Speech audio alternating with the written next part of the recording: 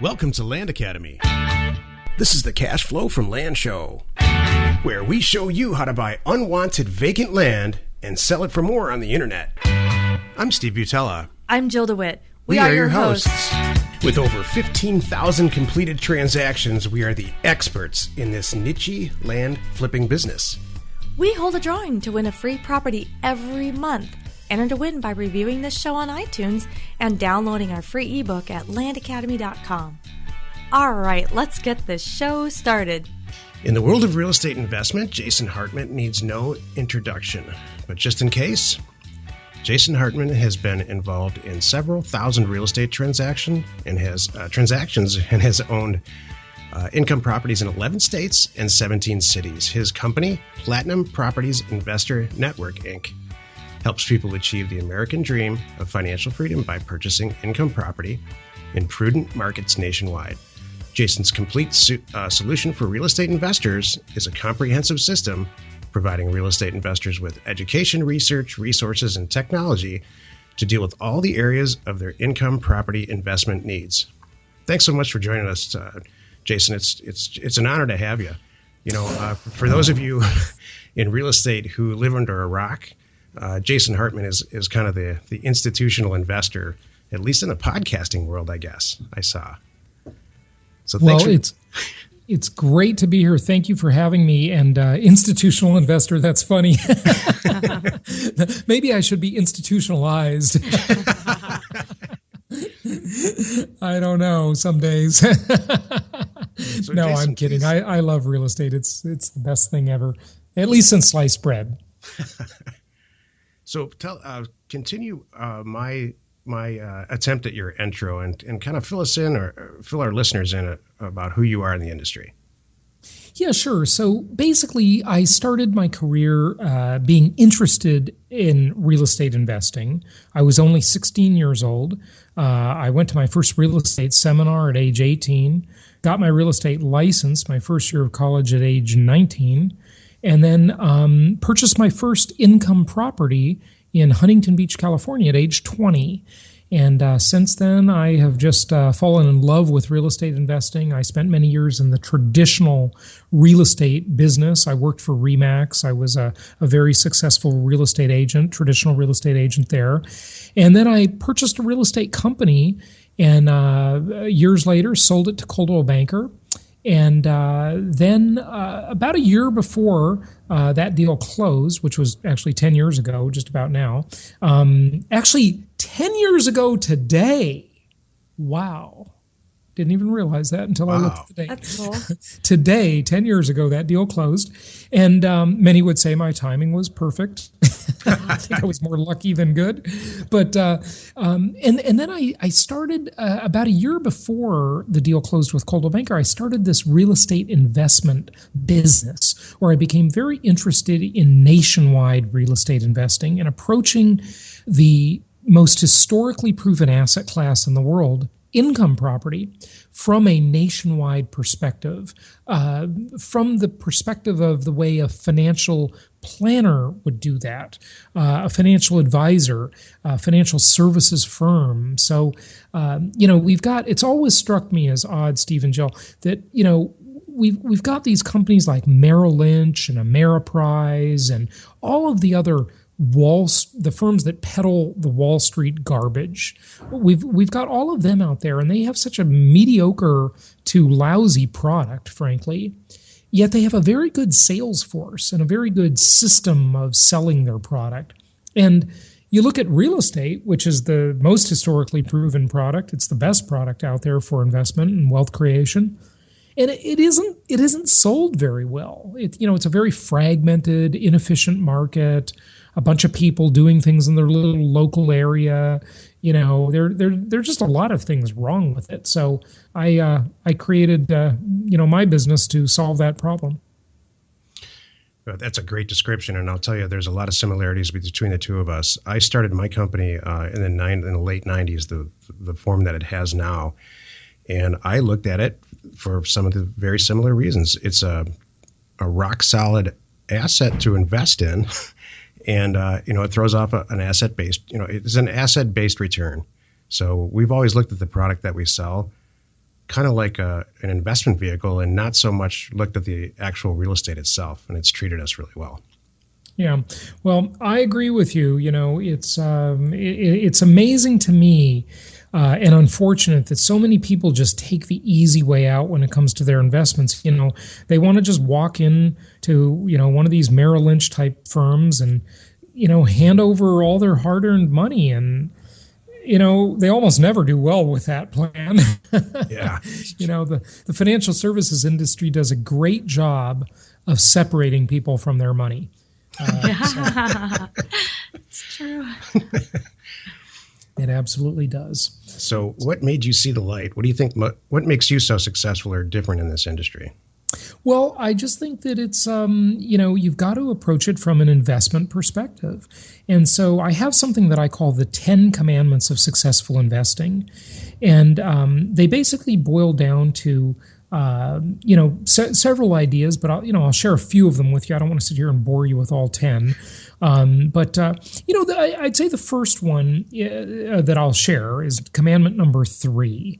And that's one that's been very popular. It's really resonated with my audience and many, many people on my podcast. And it is, thou shalt maintain control. So what we do is we help people, as do you, become direct investors so that they actually own and control the asset in which their money is placed. When you compare it to Wall Street or even any other pooled type investment class, you always, when you relinquish control of your money, you leave yourself susceptible to 3 major problems. The first problem is you might be investing with a crook. The second problem is you might be investing with an idiot. and the third problem, assuming you overcome the first 2 hurdles, they're honest and competent, is they take a huge management fee off the top for managing the deal. Right. And, we say, be a direct investor so that you have control over your investment. You decide what to buy, where to buy, when to buy, how to finance and structure the deal, who to rent it to, when to sell it, if you want to do a 1031 exchange, if you want to refinance, if you want to pull cash out, leave it in. It's all up to you. But the thing that comes with that control is it does create a little more responsibility. And I just thought if I could create a business that helps people alleviate some of that responsibility, that's what I was looking for as a customer myself. When I sold my traditional real estate company in Irvine, California to Coldwell Banker 10 years ago today, I had a big check and I had to invest and deploy that money. And my history before that was I was always a local market investor, the way the vast majority of people approach real estate investing even now.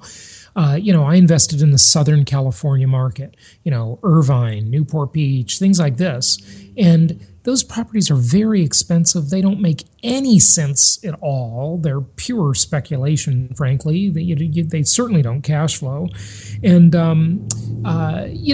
they also are very subject to the roller coaster ride of returns where they have these peaks and valleys. And I just didn't want to go through that again. I was becoming more conservative with my money as I was a little older and, just didn't want to have to earn it again and lose it, Yeah. And so I like these linear markets. And so commandment number 5, that's a good time to weave number 5 in. We're skipping number 4 here. Commandment number 5 is thou shalt not gamble. One of my rules is the property must make sense the day you buy it or you don't buy it. And make sense means that it has cash flow. Okay, it's got to cash flow from day one. That's right. So that nothing extraordinary, i.e. appreciation, should have to occur to make a nice return on your money. You should be able to make anywhere from 9 to 13% cash on cash return just from cash flow. Now, in all my years, over 20 years in the business, I've never met anybody and I'd love it if you guys want to chime in here, and maybe you've met them, but I sure haven't, who can reliably predict market cycles with appreciation and depreciation. And I said reliably. Lots of people make predictions. I'm just saying they don't come true. Okay. Right. But cash flow is very reliable. I mean, you put a tenant in the property, and by golly, most of the time, occasionally they don't, but it's pretty reliable. Okay. So.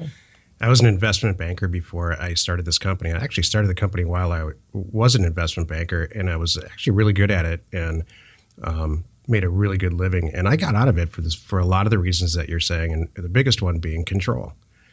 I was on the phone all day talking to private equity funds to see if they wanted to buy or sell some of their companies. And there was absolutely no control we had no control over anything. And that always, that never really sat well with me. And buying and selling land for cash, where you're not involved with anybody except you and the seller, it's just, it streamlines the whole process so well. So I really identify with what you're saying. And our returns are really good like that too. We're in the solid double-digit returns, cash on cash returns on every deal we do, or we don't do it. Yeah, no, it's got to make sense the day you buy it or you don't buy it. So that's commandment number 5. A couple more of them. I'll just touch on a couple more of these commandments. I actually have 20 now because I had 10 for years, and then I started noticing. You like that? How arrogant! Just make more. 10 more commandments. I'd love to see this list. I heard that Moses dropped one of those clay tablets. It was coming down from that mountain, right? So there were actually 10 more commandments. We just never. Okay. In fact, oddly, there's a YouTube video on that because I think Monty Python did a little comments. True. Yeah. I remember that. Don't eat spinach, I think, was one of them. Oh, there you go. And so just a couple more here that I think are good rules to live by as an investor. Now, your type of investing, although we share many of the same philosophies, your type of investing in land differs from mine quite a bit, yet interestingly, we share some of the same philosophies, so it's kind of interesting. But another one of them is thou shalt diversify, and it goes along with the commandment that immediately follows it is thou shalt be area agnostic. So let's just blend those two together for a moment. In the United States, now on my podcast, The Grading Wealth Show, I have listeners from 164 countries. One of my goals is to have listeners in more countries than the U.S. empire, which, by the way, I think this is ridiculous and I'm completely not in favor of it, has military bases in other countries. And I think it's 172, according to Ron Paul. Okay, so suffice it to say, a global audience. But they buy U.S. real estate. And the American real estate market is a pretty special market in many ways, okay? And I'm happy to talk about that if you'd like to. Yeah, but I have a lot to say about that too. I'd love to hear your opinion. Yeah, let's talk about that. And I'll make this point and we'll talk about that. So here's what bugs the heck out of me is, I'll turn on CNBC, the mouthpiece for the vast Wall Street conspiracy. Okay. Yep. That's right. I call Wall Street the modern version of organized crime. Okay. Yeah. And I'll turn on CNBC and I'll see some talking head there, and he's talking about the quote housing market, unquote, or the real estate market. Cracks me up. And I can never figure out if that guy's talking about Miami, L.A., New York, Seattle, Memphis, Atlanta, or Charlotte, or Indianapolis. I never can tell. I've been saying the same thing for years. Exactly. It's ridiculous. It is. Yeah, it's ridiculous. In a country as large and diverse as the United States, there is no such thing as a national housing market. That's right. There are really about 400 local markets, and they all act quite well. Not all of them. Some act in lockstep, but there's a variety of them. I divide them into 3 categories, which is probably the next thing I should mention. They act differently, these markets. Okay, so the old saying in real estate is that all real estate is local. Oh, sorry. You can edit Somebody's that one. agreeing with you.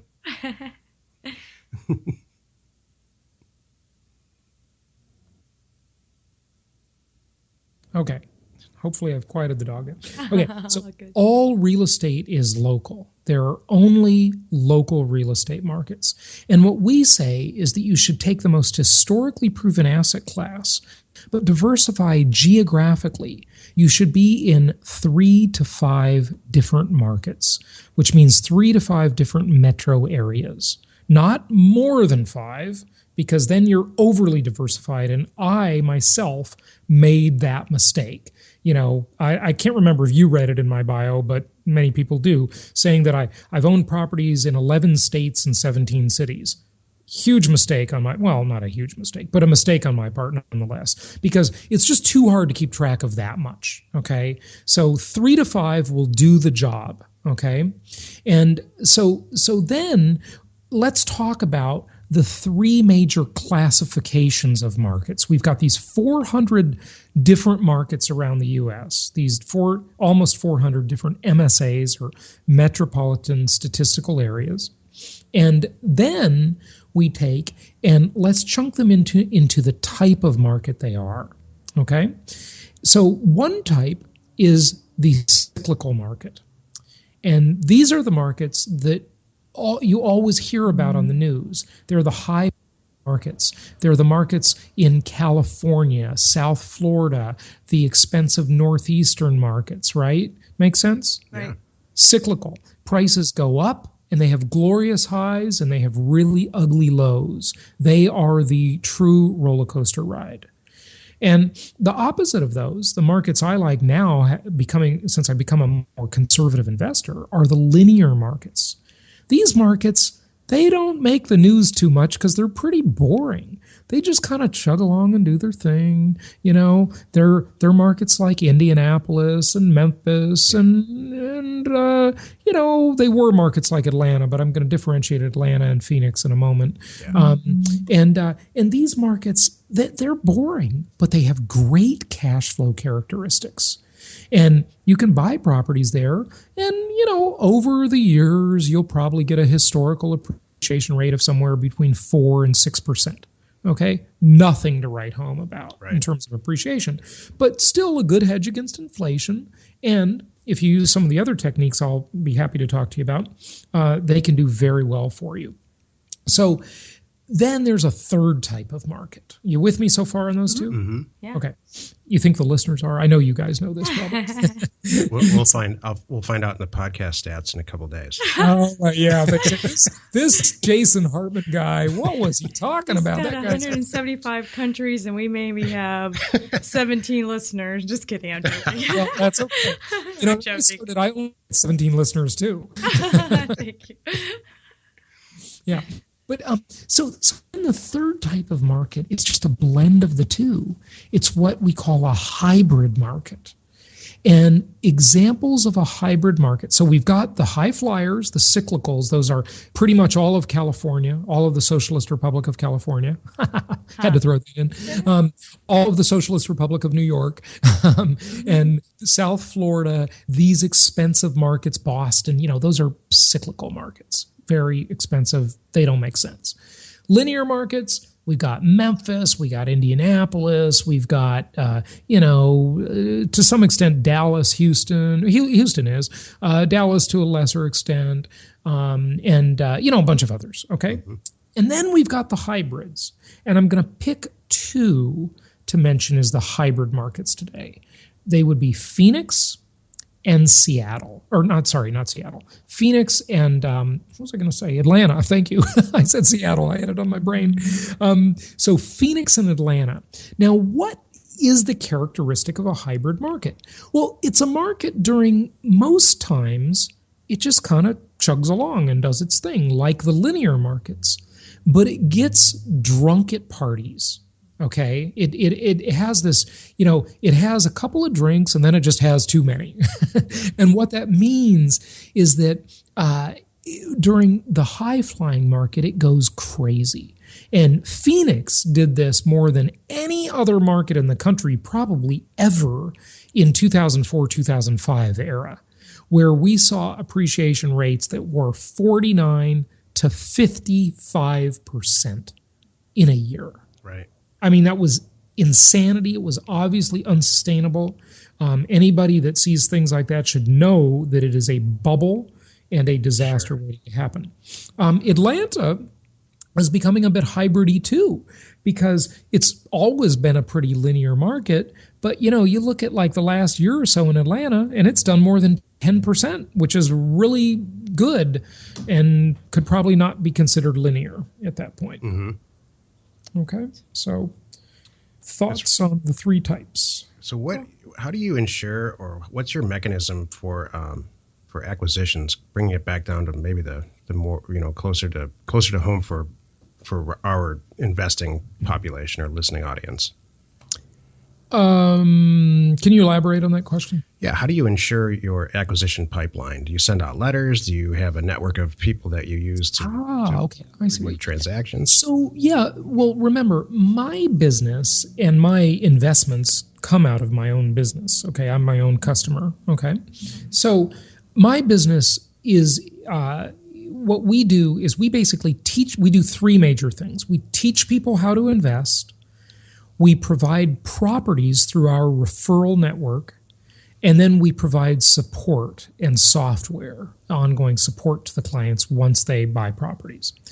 So basically, we set up deals with providers that we call local market specialists, and they're essentially our manufacturers, okay? And they acquire properties by sending out letters and those stupid little yellow postcards that we've all seen. Okay, do you want to sell your property? And they work the short sales. They go to foreclosure auctions. They even occasionally buy some properties right off the good old MLS. Okay, the multiple listing service. Right. And so they have a whole bunch of different acquisition plans, and they acquire properties. They rehab them. They make them rent ready and turnkey.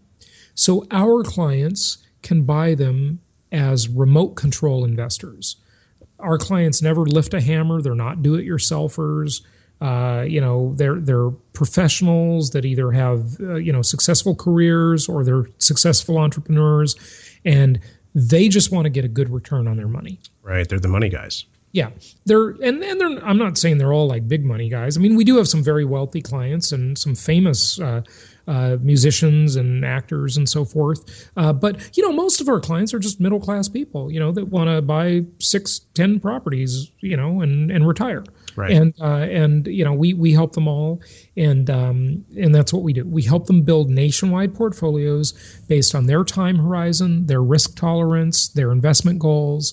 And we act like a financial planner would on Wall Street. We just do it with a much better asset class. Yeah, it's eerie how similar some of the things that we do. Not all of them, but our organization is very similar. Yeah. So when you were an investment banker, were you a Wall Street type investment banker? Were you doing small to medium sized companies, or what do you mean by that?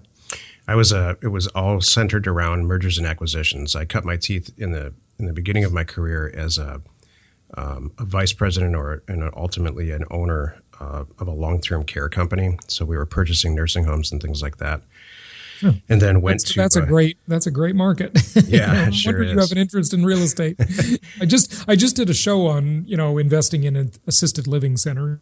So yeah, same thing though. I mean, someone else is managing it. We were the actual managers, but ultimately, I mean, it started with long-term care and then ended with selling any type of company to private equity groups. And while it makes a lot of sense for private equity groups, there's just not a lot of control. So I was actually I was a partner at KPMG for a couple of years too, doing the same thing. Yeah. It's that commandment number 3, right? Thou shalt maintain control. And you probably saw, Stephen, firsthand how people, there's all these hands in the cookie jar, I'll give you an example on my commandment number 3, to remember, you might be investing with a crook, you might be investing with an idiot, and assuming they're honest and competent, they take a huge management fee off the top for managing the deal.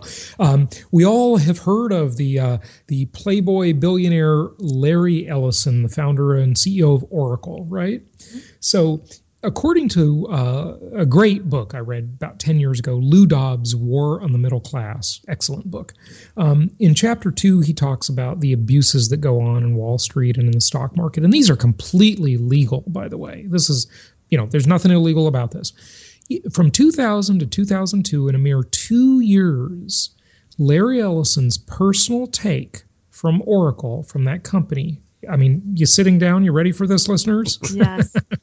It was a whopping $781 million. Did he start that company from the ground up? I think he did. I think he's the founder. Yeah.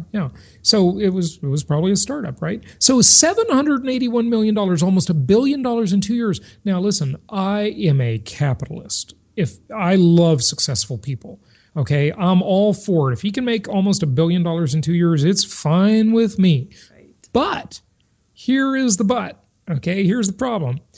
His interests and results were totally out of alignment with the people who put their hard-earned money into his company.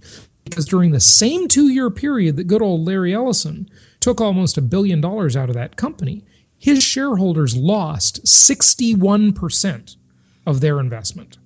At the same time, this is the same period. So the shareholders put their money into his company. They lose 61% of their investment. And he takes out almost $1 billion in two years. That is absurd, and it's totally legal. It's just that the interests of the people at the top are so out of alignment with the shareholders. Why would you put your money into something like that?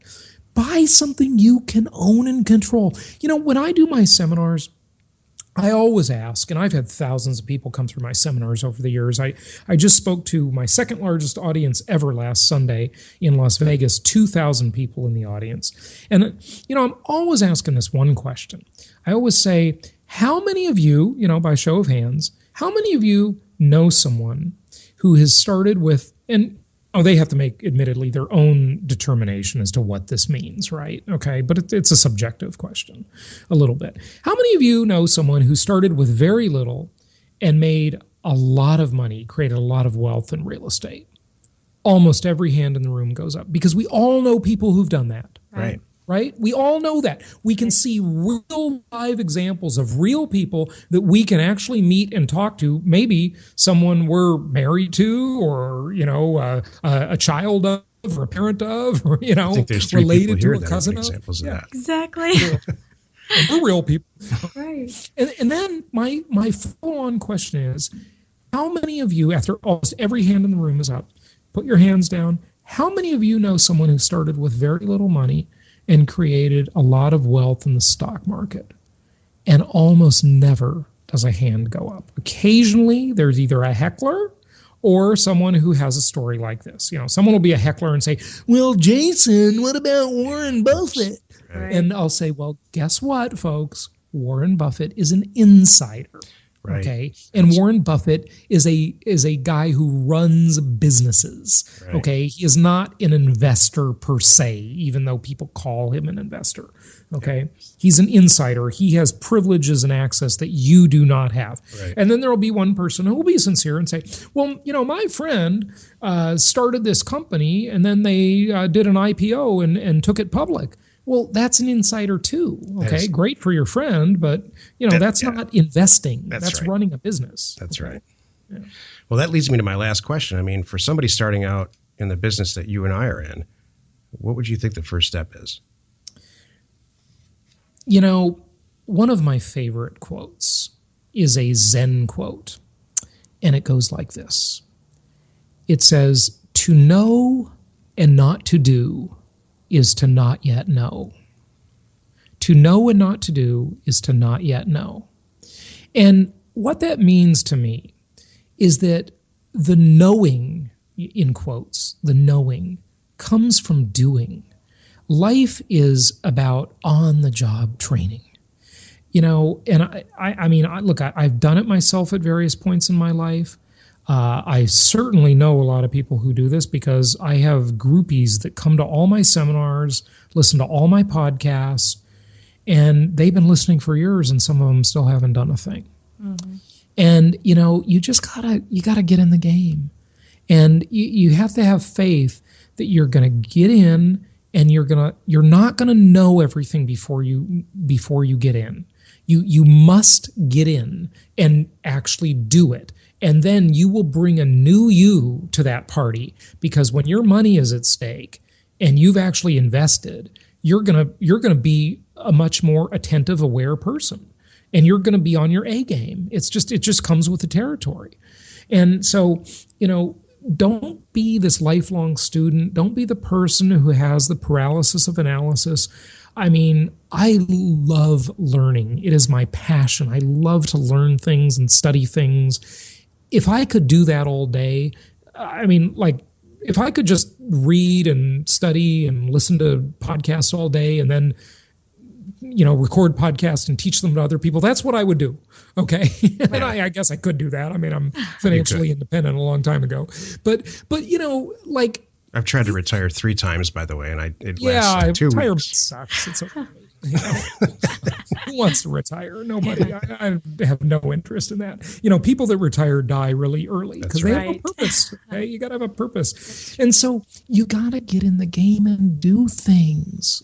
Don't suffer from the paralysis of analysis. Don't be the education junkie. Don't be the seminar junkie. Of course, some degree of education is important and needed, but the best education you'll ever get in your life is actually doing something.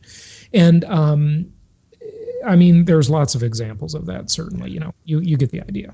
Jason, that's great advice, and we're kind of out of time here. I so appreciate you joining us. It's such a treat. Can I ask one last question, please? Okay. Jason, what is your view right now? Because I have an image in my head, because I know where you are, what you're looking at. Is it just as fantastic as I think it is? Oh, and I'm in La Jolla, California. I know you are. So my view right now is looking at Stephen Butala on my computer. Okay. But if I turn my head, I see a palm tree, and I see the ocean, and I see the sun shining on the ocean here in La Jolla, California. So that's my view. Thank you. But let me tell you, for my 4 years living in Phoenix, there is no place on earth that has better sunsets than Arizona. Thank you. I agree. I do too. We were in Hawaii, I don't know, a couple years ago, and I don't think Hawaii's can't hold a candle to Phoenix's sunsets for some reason. Phoenix has the best sunsets anywhere ever. Yeah. I mean, it's. I got to tell you, I miss Phoenix. I had to move to the Socialist Republic of California. I had to move back for a tax write-off of all things. I'm the weirdest. I'm the only one ever that probably ever had to do that. And I talked to my CPA yesterday, and my sentence is up 6 months and 1 day. And then I can move anywhere. So I got I took advantage of my tax break, and then I'm free to move again. So that's awesome. We'll see where I go next. Thank you so much once again, Jason. Where can we find you on the internet? JasonHartman.com, just my name, JasonHartman.com. And of course, in the iTunes store, I run a whole podcast network. I have about 20 different podcast shows on a variety of topics, from investing, wealth creation, monetary policy, economics. And my hot new show is the Longevity and Biohacking Show. So plan to live a long time and invest for that long life you're going to have. And you can find me on the iTunes store, Stitcher Radio, any podcast platform. Just type Jason Hartman and you'll find me. Awesome. Great. Thanks again so much. Hey, thank you, and happy investing to you and your listeners. I'm a little in awe because he's got so many shows. I'm thinking we do one show 7 days a week, and with all of our other things that we're doing, I have no idea how he keeps up with that. He has a lot going on, but it's good. So it's interesting. You want to? Okay. I would love to hear your take on this. Yes. Well, we all have the same philosophy. It's really interesting. Some of the things that he said, sung to me. That's what we preach too, which is, having a plan. And I agree with his thing about the real estate industry and not a real clear system. You and I have sat through real estate school. And I remember sitting there, and I know everybody around me in the room was like, okay, now this is all great, but what do I do? What do I do? Right. They don't know. They don't teach anything. They're only teaching, you go to real estate school, they're teaching you how to close a deal and all the legalities of it, at least here in Arizona, but there's no sales, there's no customer service, there's no, they not even really talking about finding your broker. They kind of talk a little bit about you need to get one, go figure it out, and then they leave it up to the broker to kind of teach you. But I even question, how much time they really have to really hold your hand and guide you. So I know that's one of the reasons why we are successful and our people are successful, is because we have taken it down to that level and help everybody with a plan. That's right. So, well, as an owner, without financing. So there's just, and a system and a day one, and here's how you get started, and let's all be smart about it, and let's not get crazy. Don't quit your day job yet. Right. All the things. He has his 10 commandments, and we have 20 commandments. Excuse me. 20, was it going to be 30? So thou shalt not have your dog bark during your podcast. .com. That was so cute. I love the doorbell rings and the dog goes crazy. That was good. No, that's good, because he's doing it wherever he wants to be. That's what we do. No one knows where we are right now either. That's right. But anyway, I'm just teasing. We're in a tiny little office in Scottsdale. We are, with a green screen behind us. It's really funny. Taking all the glamour out of it. I love it. Well, and what I also thought was interesting is that where we fit in is our niche, I think, appeals to everyone. I mean, we have some members and people that we work with that don't have a lot of money to start out. I mean, they're just getting started in this, and they don't need a lot of money, and all the way up to some of the consulting things. Yeah, I almost got the impression that some of his people he's kind of past that he's dealing with just the bigger. Does that make sense? Yeah, I think he's made real estate a passive investment vehicle for people who have absolutely no time or desire to learn anything. They just want to simply buy a house or a portion of a house. This is what he does. They buy a house or a portion of a house, and it's already rented out. Mm-hmm. And That's true. I would bet, I don't know, we didn't talk about it at all for a lot of reasons, but it's probably not financed, or let's say the leverage is really low. So let's say you just 50% of it's financed and 50% of it's equity. Right. And they collect the check and somebody manages it. So it's making a real estate investment a passive income thing. It's like, it would be the people who are involved in this it's as easy for them to do that as it is to go buy a share of Apple stock. I was just thinking that. Do I want to go see my, Edward Jones person, or do I want to call Jason today? I need to throw $100,000 at something. That's right. That's going to yield X. So, right. So, like, while we're in the same business from a return standpoint, our system is, you need to do 10 or 20 good deals the way that we do it, and that's it. Well, and I like it with our system is that you hold the asset. You're in charge. You're not. That's right. You're not going to anyone. No one's getting a fee off you. Mm-hmm. Like he just talked about his things. So we're just really helping people be their own whatever. Why do you think he has so many podcasts that are off topic from real estate? That's my real question. Yeah. Do you think it is like do you think that he is going through the back door getting investors and just kind of talking about stuff and informing people about different markets, or do you think he wants to be Tim Robbins? I think he's got a secret desire to be that other guy, the one that you pointed out to me on TV the other day. Do you know what I'm talking about? What? The Joel. I'm just kidding. Joel, no, I'm joking. I'm just teasing. I don't know, but I think it's cool. So I guess whatever it is, it works. He's got a lot of deals going on, so it's good. Mm-hmm. It's like I said, we always say this a million times over. There's a million little niches in real estate. Some people love office buildings. I would never buy an office building. I should never say never, but that's not my thing. But I love this land thing. Mm-hmm. So it's true. It was fun to check Jason Hartman off the list. The guy, honestly, he kind of dominates the the world that we just talked about. So it's fun to talk to him. If it were me, if it was just him, I would love to. We are going to meet up with him out there at some point. I would love to talk to him because he and I grew up in the same neck of the woods. Clearly, when he talks about Huntington Beach, where I grew up in Garden Grove, it's like I went through. I rode the bus down Beach Boulevard past where he lived, to go to the beach. So good. Maybe that's why he's got a skewed perception of stuff like you do.